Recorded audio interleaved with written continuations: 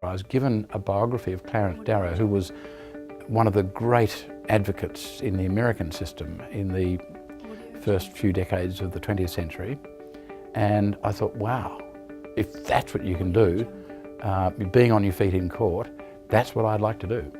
I enjoy exploring the minute details in a case to see if I can find a line through an impenetrable thicket of facts, try to understand what really went on, try to work out the sort of psychological underpinnings of a case.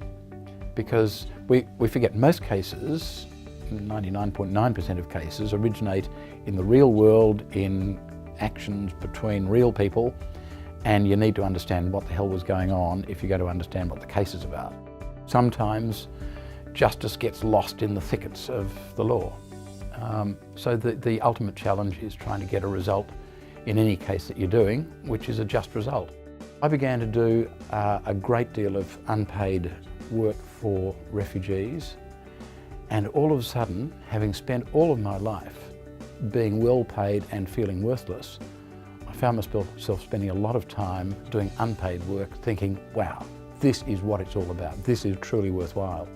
Yeah, look, I think on my deathbed there are two cases I'll remember. One is the waterfront dispute in 1998, and the other is the Trevorrow stolen generation case in 2007. It is legally possible to practice as an independent barrister, but if you do it without joining the bar, well then you do it without all of those supports. As a matter of practical reality, we tend to have chambers next door to each other, so you'll have 4 or 5 floors in one building where everyone in every room is a barrister. And although they're practicing separately, independently of each other, you get the sort of day-to-day contact with your colleagues, and you get to go into their room and ask them, how do you deal with this problem, or have you ever come across this difficulty, and so on. And so it's a very supportive environment, but also highly competitive. You'll be opposed to your next door neighbour one day, working with them the next day and asking their advice the day after.